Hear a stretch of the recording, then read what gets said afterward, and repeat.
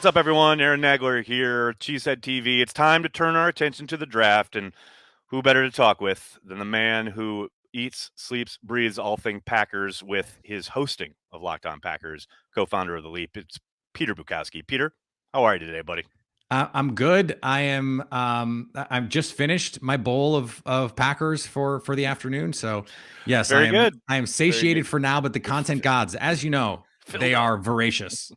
They are, and we all take this time now, a couple weeks out from the NFL draft, to start to drill down, as it were, on you know me. I don't get too heavy into the prospects and the tape and all of that nonsense until the Cheesehead TV draft guide comes out, which is imminent, a couple days away. Very excited for that. But wanted to talk to you about the draft and the Packers and the fact that it is so interesting. I don't know about on your end, but specifically my Twitter feed and Cheesehead TV in general, people seem to be a lot more interested in the draft now that the Packers have traded away Devontae Adams and have a lot more ammo, especially those first 2 days. Do you suspect that Brian will utilize this kind of, I'm going to say gluttony of picks, but this, the number of picks that he has? Do you suspect this is a place where it's Aaron Rodgers? They got him for at least 2 more years, but they got to make things count. That maybe he trades up because that has been his want in the desire to find a guy or a couple guys who can contribute right away? Or do you think he makes most or all of those selections in the sense of trying to let the draft fall to him? I think the chances of him going 4 for 4 in terms of making those selections, whether it's a trade up or a trade back, because I think that second first round pick is potentially a very good opportunity to trade back and acquire picks. I think they make 22, much like maybe in the 2019 draft when he moved up with that luxury pick, so-called, right? I think that could end up being a really nice analogous situation. And I think if they did as well as they did in that class with this class, you'd feel really good about it. If they came out with Elton Jenkins and Darnell Savage and Rashawn Gary, you'd feel really good about this draft. I'm anxious to see how Packer fans respond to, even with 4 picks in the first 2 rounds, the dozens of players that the Packers do not select. Somehow they will find a way to be mad about the players they didn't get, even though they will take 4 players in the top 60.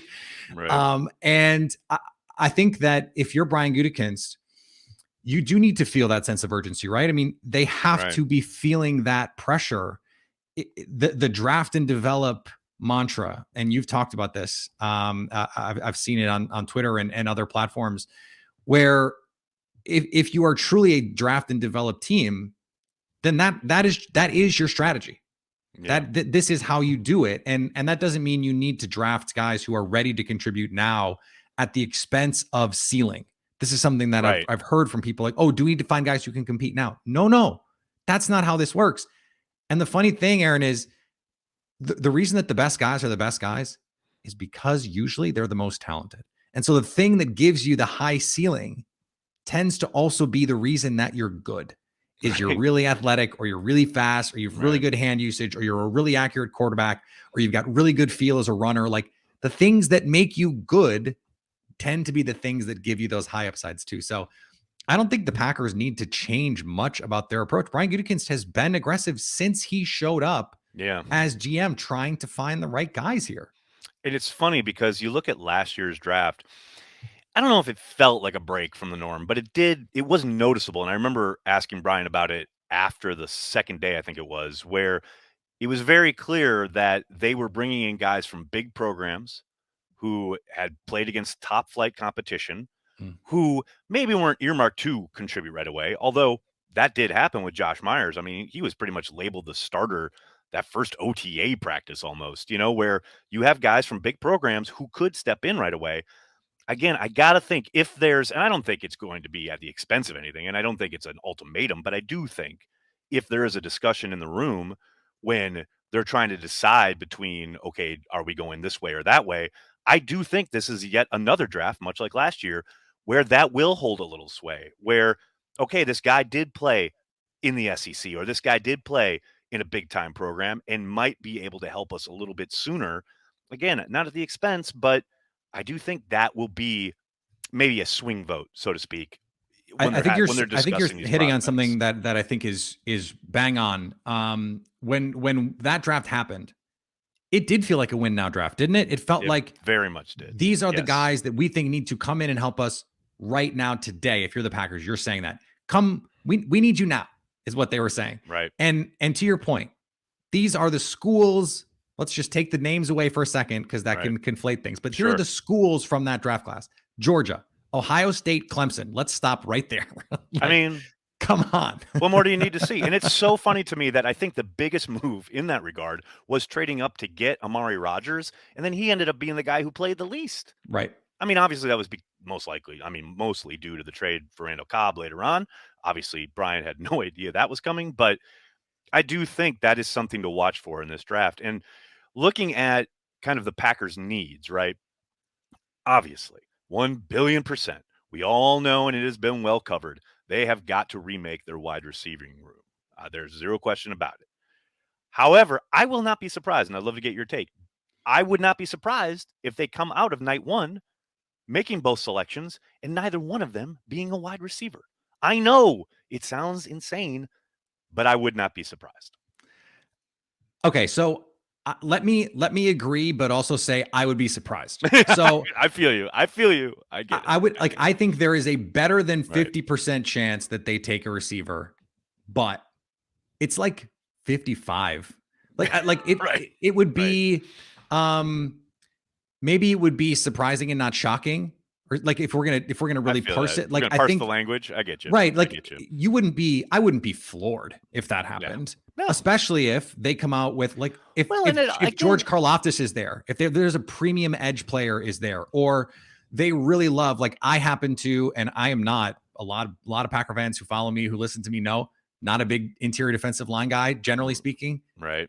I love Travis Jones from UConn. I just think Nice. he could be so good. See, And but this is what I mean. It really depends on where the board falls. And if right. there's a guy sitting there who's just has monster upside and they just absolutely love at a position that's not wide receiver, it just wouldn't shock me. You know what I mean? Like, I just wouldn't be surprised. Absolutely. And the value of having 2 second-round picks means being able to move up if you need to. And so Exactly.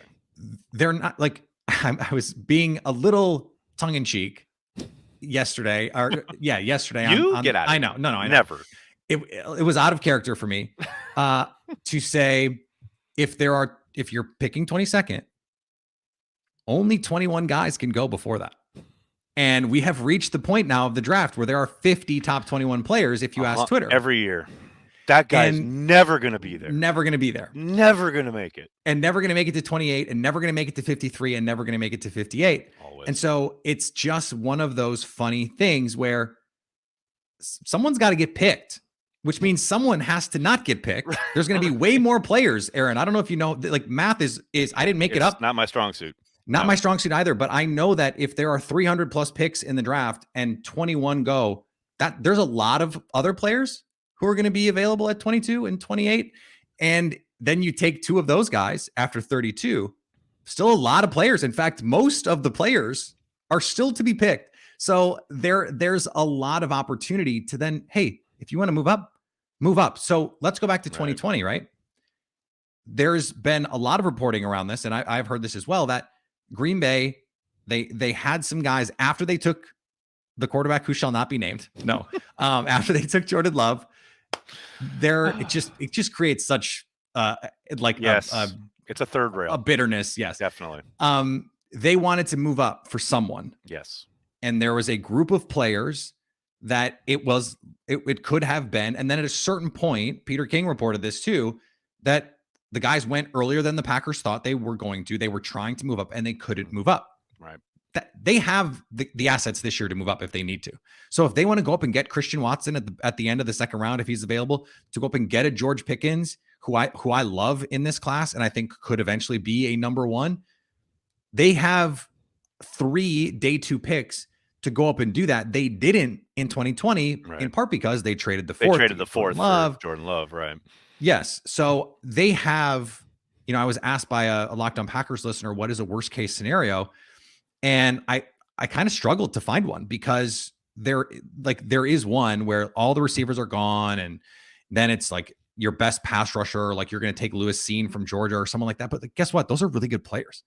And if your defense is really good, that's also really good for your team. It helps your So quarterback. That's the other thing. It's like this idea that they have to get a skill position player or even a wide receiver to help Aaron Rodgers. And it's like, if you're holding them to 10 points, that helps Aaron Rodgers too. Like, you know what I mean? yeah.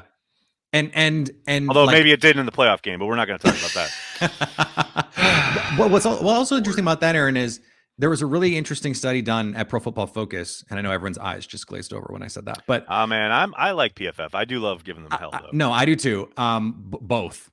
Exactly. And they found Eric Eager, who I know is a buddy of yours as well. Good friend. Did a really interesting study on the correlation between wide receiver production and playoff success, Right. and found that it's actually the depth at receiver, not the quality of wide receiver run, which goes against everything that I have believed. 2 through 4 meaning right. more than and it was actually wide receiver 3 was more right. closely correlated with playoff success. And now the unfortunate part for the Packers is if you go back and look at their last 3 playoff losses, their wide receivers 2 and 3 have outplayed their opponents in all 3 of those losses, and it hasn't mattered. But that doesn't mean the broader trend isn't true, right? Right. And a different PFF study, please don't fall asleep, said that based on historical context and the history of the draft, you have a better than 50% chance of finding a 65th percentile or better receiver in the second round. And so you don't have to use a first round pick on a receiver to get a good one. Hello, Jordy Nelson, Randall Cobb, Greg Jennings, James Jones, Devontae Adams. Do I need to continue? Like, the Packers have proven over and over. If any fan base that has shown they know what they're doing. Although I will say, those are all Ted Thompson picks. True. And it's like, if there possibly maybe is a blind spot for Goody, is it wide receiver? I mean, he did have that one year where he took the 3 in a row, and MVS clearly I think you could call a hit. Yep. But other than that, like, EQ never really came to fruition. I mean, I still think he's talented. And I think in Chicago with that system, I think he could be productive. The other one never even played. You know what I mean? Not any true minutes. So it's like, I understand their trepidation as far as it's not like you can just wait till the second round and count on Gutekunst to make the right pick, so to speak. But man, there does seem to be a large swath of talented wideouts that you got to think are not all going to be picked in the first round. They're not all going to go in the first round. We know that. Just they can't. Right. And it is true, I think, that on day 2, the guys are not as good. But I think Matt LaFleur made this point really well at the owners' meetings. They need speed. Yeah. They don't need DK Metcalf. DK Metcalf would be really nice to have. They don't need DK Metcalf, but they do need speed. And if that means on day 2, you draft Khalil Shakur from Boise State or Alec Pierce from Cincinnati, because those guys can get down the field and get vertical, that opens up your offense. That creates the right geometry for your offense. Matt LaFleur has proven over the last 3 years, he's been in the top 3 every season in open receiver percentage and wide open receiver percentage. And it's not all Devontae Adams. It is really good scheme, and it is Aaron Rodgers getting them into the right plays against the right coverage. If you're going to pay Aaron Rodgers, Texas with a $, then it has to be to elevate your receivers, right? It has to be that. That's going to be part of it, no doubt. Absolutely. And so that's why I think patience is a really good thing, as you like to say. A lot of ball game left. Whole lot. I thought that Matt LaFleur was going to drop it. And I was Mark Murphy. Mark Murphy had a good one. It was like, we don't play a game till September. Yep. And it's just like, people around here know I say that all the time, and it's like, who do they play on Sunday? Right. It's like you got a lot of time to build the core. Like, I'm not worried about that. Can I ask you a question? Yeah, of course. So maybe I'm needing a sanity check, which I hesitate to do with you. I was going to say, I don't know why you're coming to me. But okay, good. Let's do it. So I have been body language doctoring a little bit.